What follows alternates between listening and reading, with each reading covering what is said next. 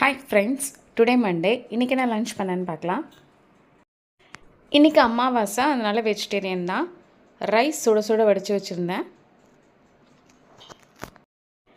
சைடிஷ்க்கு carrot பொரியல் பண்ணியிருந்தேன்.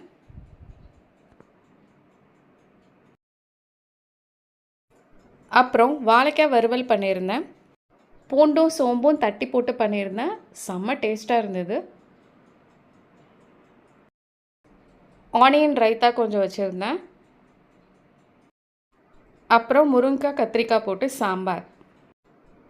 வீட்டில் பண்ண சாம்பார் தூள் போட்டு பண்ணுவேன். டேஸ்ட்டு பயங்கர சூப்பராக இருக்கும். அப்பளமும் பொரிச்சு வச்சுக்கிட்டேன்.